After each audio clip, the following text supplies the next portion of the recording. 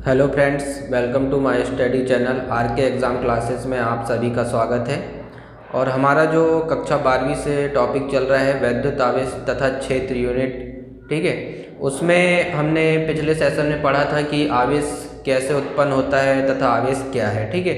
और कूलाम का नियम भी हमने टॉपिक कवर किया है। आज हम जो टॉपिक पढ़ेंगे वो हमारा क्षेत्र से रिलेटेड होगा। वैद्युत आवेश तथा क्षेत्र, ये हमारी यूनिट चल रही है वैद्युत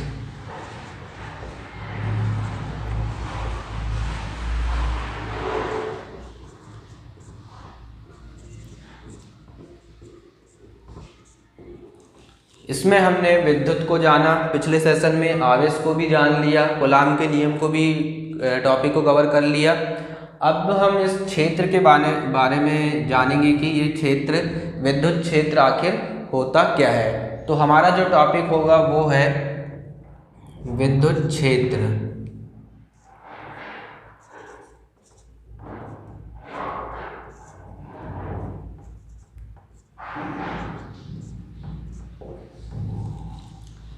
विद्युत क्षेत्र सामान्यतः नाम से स्पष्ट है कि एक प्रकार का एरिया, ठीक है, एक प्रकार का एरिया जहाँ तक ये विद्युत अपना प्रभाव बताता या दर्शाता होगा उसे हम क्या कहते हैं, विद्युत क्षेत्र। मान लो हमने एक आवेश लिया है, ये इस प्रकार से हम यहाँ पे एक आवेश ले लेते हैं, धन आवेश ले लिया हमने और इसके चारों तरफ एक एरिया कवर कर लिए हैं, ठीक है। तो देखिए ये जो आवेश है, ठीक है, ये जो आवेश है, धन आवेश लिए हमने प्लस क्यू आवेश, ठीक है। तो ये प्लस क्यू आवेश जो है ये एक लिमिट तक, ठीक है, एक लिमिट तक जितना अपना प्रभाव दर्शाता है उसको हम क्या कहते हैं, विद्युत क्षेत्र कहते हैं। तो विद्युत क्षेत्र की जो परिभाषा होगी वो क्या होगी कि किसी भी आवेश का वह प्रवाह क्षेत्र जहाँ तक वो अपने विद्युत का प्रवाह दर्शाता है उसे हम क्या कहते हैं, विद्युत क्षेत्र कहते हैं। इसमें जो इम्पोर्टेंट टॉपिक है हमारा, इम्पोर्टेंट टॉपिक है जो हमारा वो है विद्युत क्षेत्र की तीव्रता। विद्युत क्षेत्र की तीव्रता ये इस चैप्टर का बहुत ही इम्पोर्टेंट क्वेश्चन है, विद्युत क्षेत्र की तीव्रता।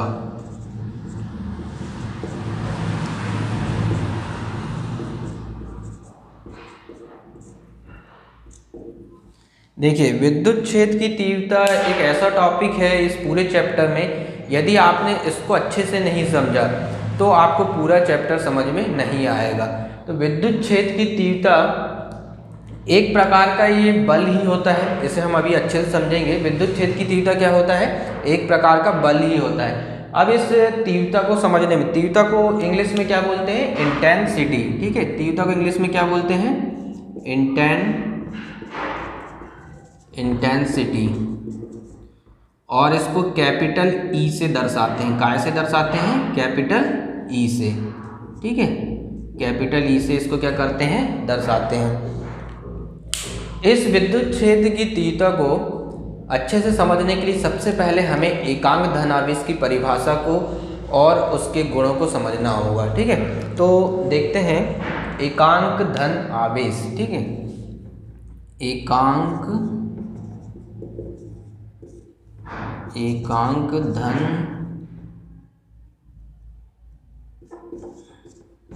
धन आवेश, एकांक धन आवेश, ठीक है, एकांक धन आवेश। अब इसका मतलब क्या हुआ कि जो हमारा आवेश होगा, ठीक है, वो आवेश कैसा होगा, एक तो धन होगा और कैसा होगा, इकाई में होगा, इसलिए इसको क्या बोला जाता है, एकांक धन आवेश। एकांक धन आवेश का एक अन्य नाम है जिसको हम बोलते हैं परीक्षण आवेश। क्या बोलते हैं, परीक्षण आवेश।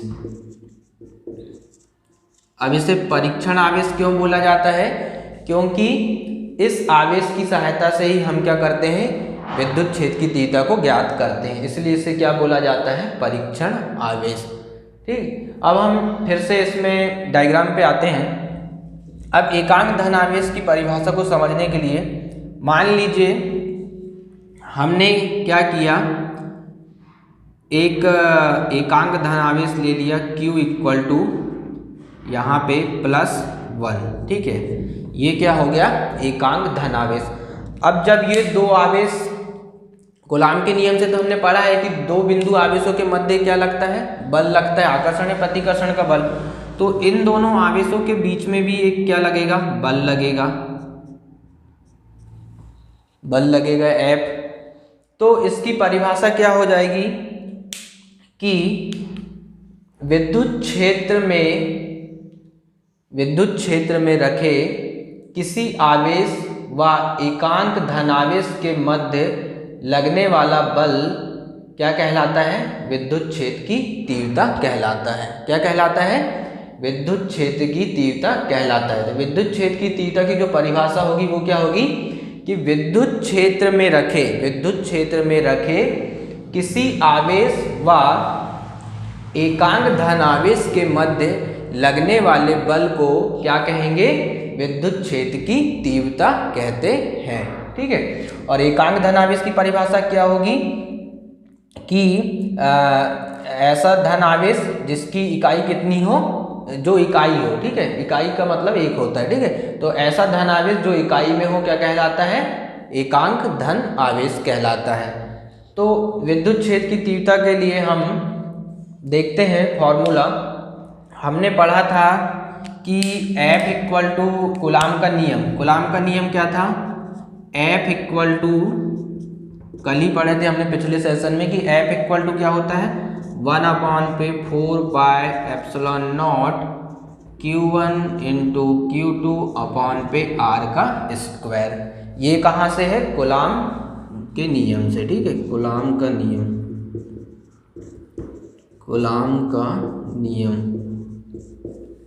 अब देखिए कूलाम का नियम था। अब हम क्या करते हैं, यहाँ पे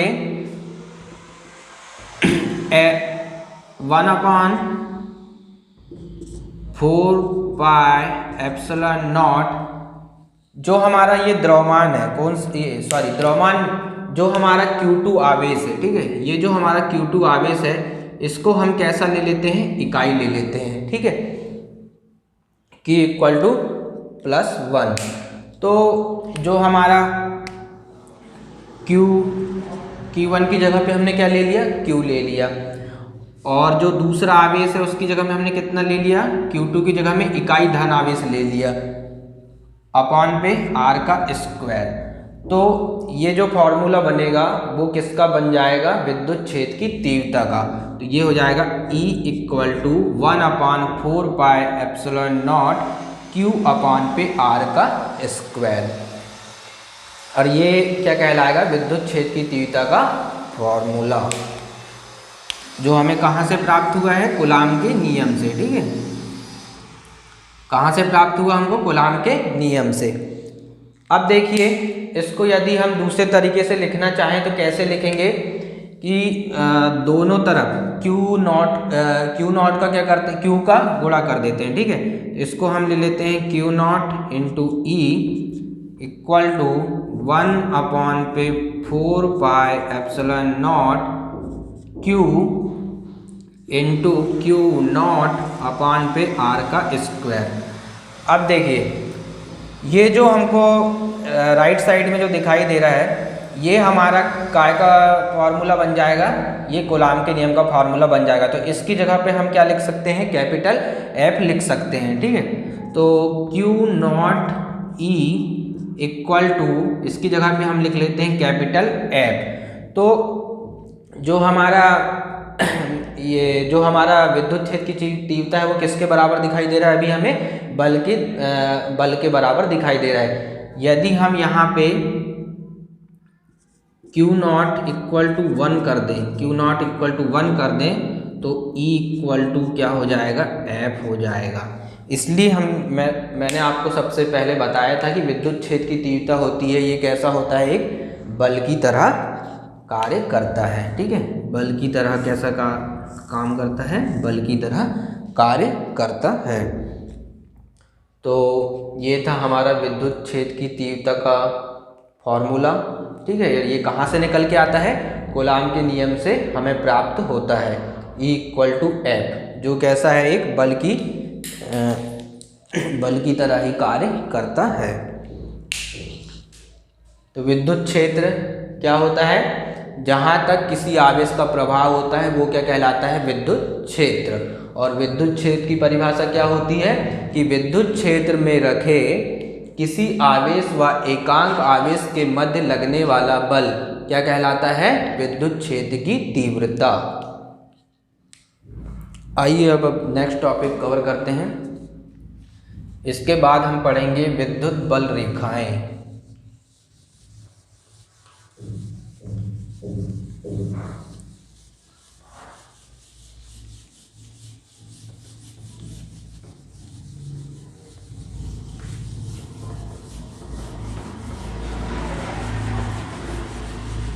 विद्युत बल रेखाएं के पहले हमने चुंबकीय बल रेखाओं को पढ़ चुका है। चुंबकीय बल रेखाएं और विद्युत बल रेखाओं में भी अंतर होता है। अभी हम विद्युत बल रेखाएं देखते हैं, उनके गुण देखेंगे। ठीक है, तो विद्युत बल रेखाएं, विद्युत बल रेखाएं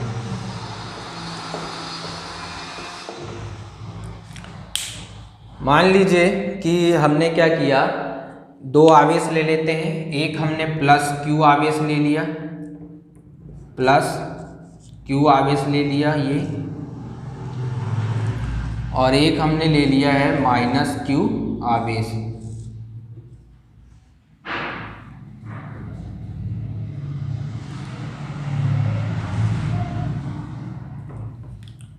और यहाँ पे हम ले लेते हैं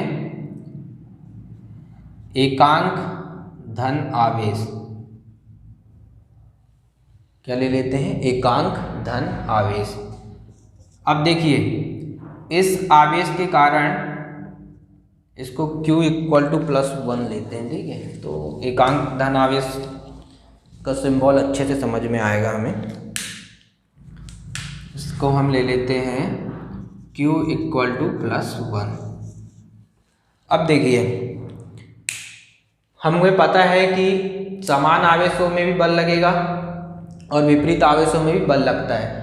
क्या पढ़े थे हमने कि समान आवेशों में कैसा बल लगता है, प्रतिकर्षण बल लगता है। विपरीत आवेशों में कैसा बल लगता है, आकर्षण का बल लगता है। ठीक है, तो इसके कारण इस पे भी बल लगेगा और ऋण आवेश पे भी क्या लगेगा, बल लगेगा। ठीक है, इस प्रकार से दोनों पे बल लगेगा, दोनों आवेशों पे, प्लस आवेश धन आवेश पे भी बल लगेगा और ऋण आवेश पे भी बल लगेगा। अब इस बल लगने के कारण क्या होगा कि ये आवेश कैसे करेंगे, गति करने लगेंगे। और इस प्रकार से जब ये आवेश को बढ़ाते जाएंगे तो हमें इस प्रकार से ऐसी डॉट डॉट डॉट डॉट दिखाई देंगे।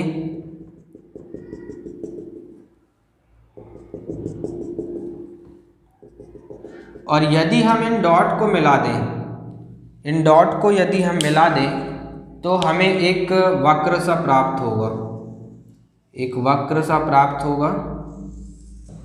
इस प्रकार से इनको मिला दिया जाए तो हमें एक कैसा प्राप्त होगा, वक्र सा प्राप्त होगा। तो विद्युत बल रेखाएं क्या कहलाएंगी, जो एकांक धन आवेश के कारण हमें दोनों आवेशों पे एक वक्र प्राप्त हो रहा है या बल रेखाएं प्राप्त हो रही हैं, ये क्या कहलाती हैं, विद्युत बल रेखाएं कहलाती हैं। अब एग्ज़ाम में जो हमसे पूछा जाता है वो क्या पूछा जाता है कि विद्युत बल रेखाएं की परिभाषा लिखिए तथा इसके गुणों को भी लिखिए। तो विद्युत बल रेखाएं के जो गुण होंगे वो कौन कौन से होते हैं, देखते हैं हम उन्हें। विद्युत बल रेखाओं के गुण देखिए, जो ये वक्र हमें प्राप्त हो रहा है वो हमेशा कैसा प्राप्त होगा, हमें धन आवेश से ऋण आवेश की ओर। कैसा प्राप्त होगा, धन आवेश से ऋण आवेश की ओर। तो पहला गुण क्या होगा कि विद्युत बल रेखाएं धन आवेश से ऋण आवेश की ओर गति करती हैं। तो पहला गुण क्या होगा हमारा कि विद्युत बल रेखाएं धन आवेश से ऋण आवेश की ओर गमन करती हैं।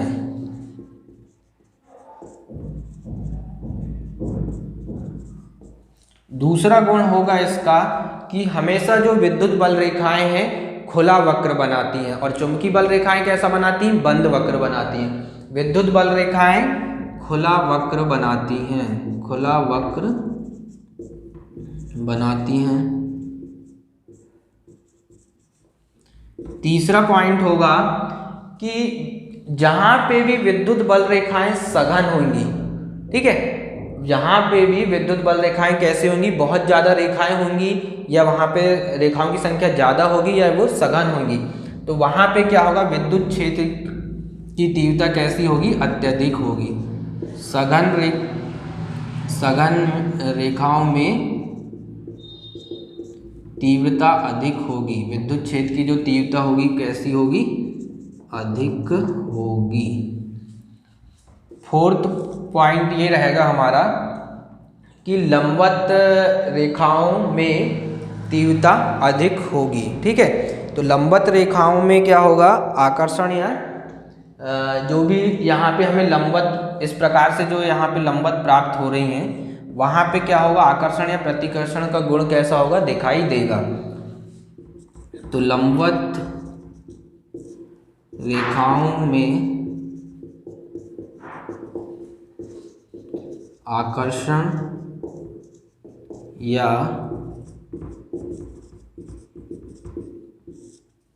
प्रतिकर्षण बल लगेगा।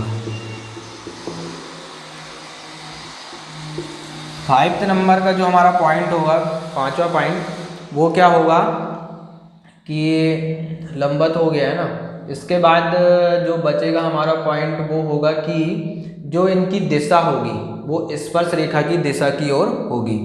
तो बल रेखाओं की जो दिशा होगी, विद्युत बल रेखाओं की, ये लिख देते हैं हम इसको, विद्युत बल रेखा की दिशा स्पर्श रेखा की दिशा में होगी। जो हमारा लास्ट पॉइंट है, ये देखिए, इसकी जो दिशा होगी स्पर्श रेखा की दिशा की ओर होगी। ये हमने स्पर्श रेखा खींचा है, ठीक। लास्ट जो हमारा पॉइंट है वो बहुत ही इंपॉर्टेंट है, कभी कभी 2 नंबर के एग्जाम में पूछ लेता है कि विद्युत बल रेखाएं एक दूसरे को आपस में क्यों नहीं काटती। तो ये जो हमारा पॉइंट है ये थोड़ा इम्पॉर्टेंट पॉइंट है, कभी बोर्ड एग्जाम में 2 नंबर के क्वेश्चन में पूछ लिया जाता है कि जो विद्युत बल रेखाएं हैं, ये जो विद्युत बल रेखाएं हैं एक दूसरे को आपस में नहीं काटती है ना।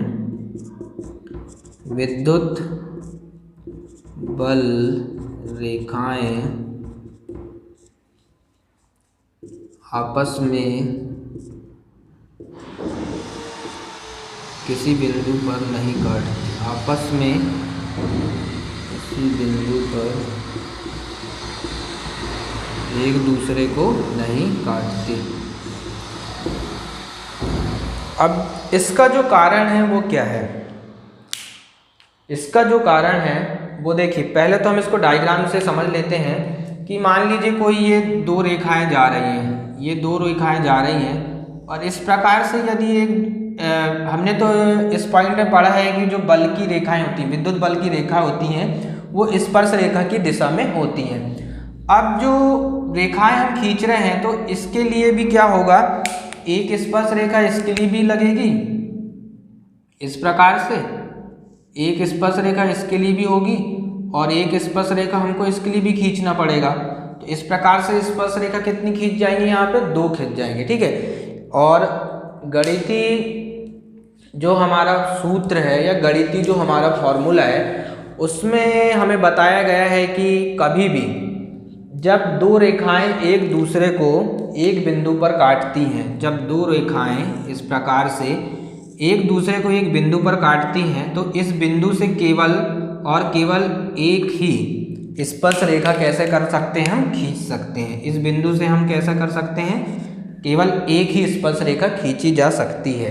इसलिए हम कह सकते हैं कि विद्युत बल रेखाएं आपस में एक दूसरे को कभी नहीं काटती। ठीक है, आपको ये बात समझ में आ गई होगी कि गणितीय फार्मूले के अनुसार कोई भी दो रेखाएं जब एक दूसरे को आपस में एक बिंदु पर काटती हैं तो उससे केवल और केवल एक ही स्पर्श रेखा खींची जा सकती है। तो ये था हमारा विद्युत बल रेखाओं का कॉन्सेप्ट। आगे जो हम टॉपिक कवर करेंगे वो है हमारा मैथमेटिकल से रिलेटेड कॉन्सेप्ट है, जो एग्ज़ाम में 3 या 4 नंबर से पूछा जाता है इस चैप्टर से, जिसको हमें कवर करना है।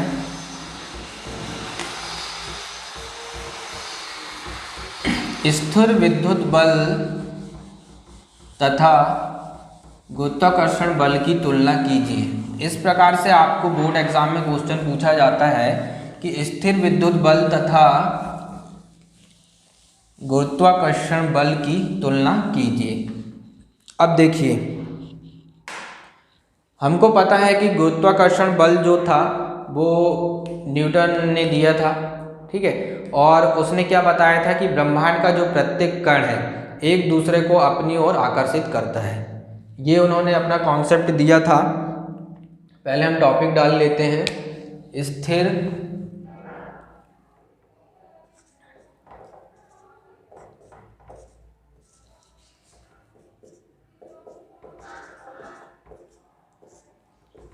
स्थिर विद्युत बल तथा गुरुत्वाकर्षण बल।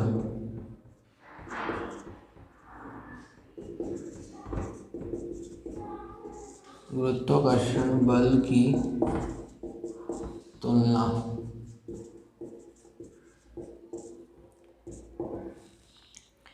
ये इम्पॉर्टेंट टॉपिक ही है जो पूछा जाता है एग्ज़ाम में, बोर्ड एग्ज़ाम में, कि स्थिर विद्युत बल तथा गुरुत्वाकर्षण बल की तुलना कीजिए। तो इसके लिए सबसे पहले हमको क्या करना है, स्थिर विद्युत बल हमें पता है क्या होता है, एफ ई नाम देते हैं इसको विद्युत के लिए, इलेक्ट्रिसिटी के लिए। F E equal to 1/4 pi epsilon naught q ई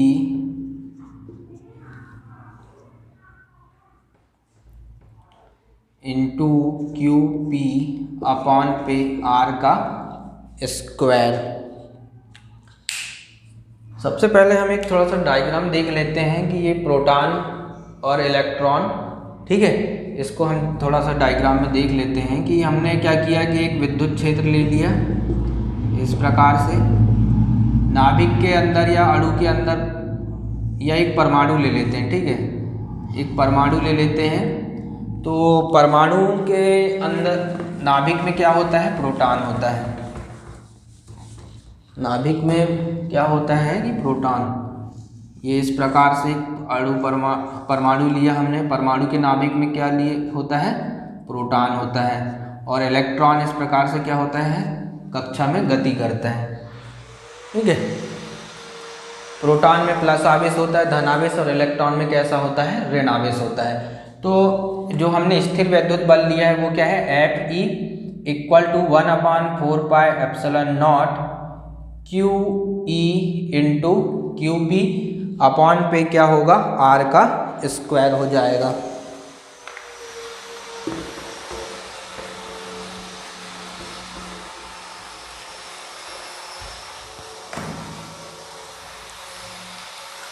अब हम यहाँ से वैल्यू रखते हैं, ये इलेक्ट्रॉन वाला ही आएगा यहाँ पे,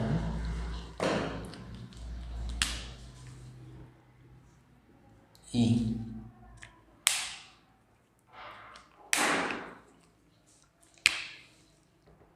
इसकी वैल्यू हमें पता है कितनी होती है, एसआई पद्धति में 9 गुणित 10 की घात 9।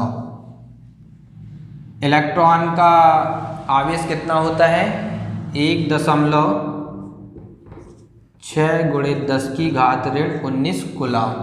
प्रोटॉन में भी इतना ही आवेश होता है, बस अंतर इतना होता है कि प्रोटॉन में प्लस आवेश होता है, प्लस चिन्ह होता है, और इलेक्ट्रॉन के लिए कौन सा चिन्ह होता है माइनस चिन्ह होता है। तो इसका आवेश भी कितना हो जाएगा 1.6 गुणित 10 की घात 19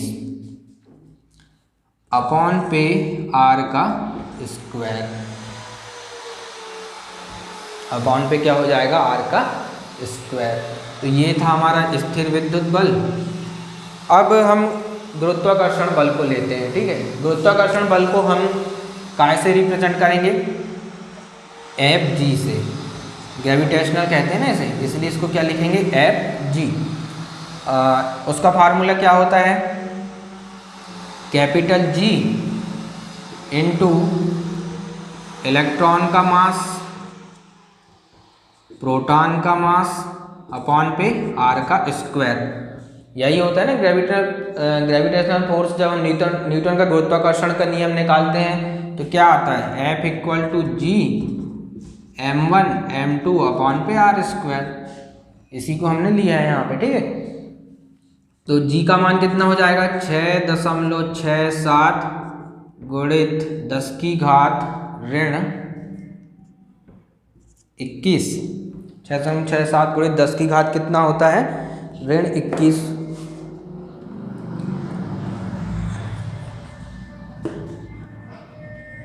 6.67 गुणित 10 की घात कितना होता है ऋण 11 होता है, सॉरी 6.67 गुणित 10 की घात ऋण 11। इलेक्ट्रॉन का मास कितना होता है 9.1 गुणित 10 की घात ऋण 31 किलोग्राम। प्रोटॉन का द्रव्यमान कितना होता है 1.67 इंटू 10⁻⁻27 अपॉन पे r का स्क्वायर आ जाएगा। इसको हम समीकरण नंबर 1 दे देते हैं, इसको देंगे समीकरण नंबर 2। अब क्या करते हैं समीकरण 1 डिवाइड समीकरण नंबर 2 कर देते हैं। तो इसको इतना सॉल्व करने में हमें थोड़ी सी परेशानी जाएगी, इसलिए हम डायरेक्ट उस यूनिट को याद कर लेते हैं जो इसका मान निकल के आता है। तो करते हैं 1 डिवाइड 2 F ही अपॉन पे Fg इक्वल टू जो इस वैल्यू को सॉल्व करने पर मान निकल के आएगा वो होगा 2.27 गुणित 10 की घात 39। कितना आएगा वैल्यू सॉल्व करने पे 2.27 गुणित 10 की घात 39। यदि इस वैल्यू को नेगलेबल मान लें या नगण्य मान लिया जाए इस वैल्यू को, तो जो हमारा मान आएगा वो क्या आएगा Fe इक्वल टू Fg गुणित 10 की घात 39।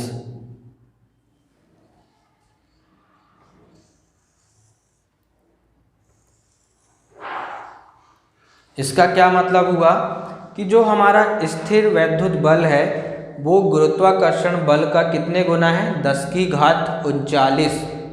10 की घात 39 गुना है। तो ये था हमारा स्थिर विद्युत बल तथा गुरुत्वाकर्षण बल के बीच में तुलना का कॉन्सेप्ट। आई होप आपको बहुत अच्छे समझ में आया हो। इस सेशन में हम इतने ही टॉपिक कवर करेंगे। जो हमारा नेक्स्ट टॉपिक होगा उसमें हम इस चैप्टर के जो भी टॉपिक रह गए हैं उनको आगे कवर करेंगे। फ्रेंड्स, अगर मेरा वीडियो आपको अच्छा लगा हो तो प्लीज़ लाइक एंड सब्सक्राइब।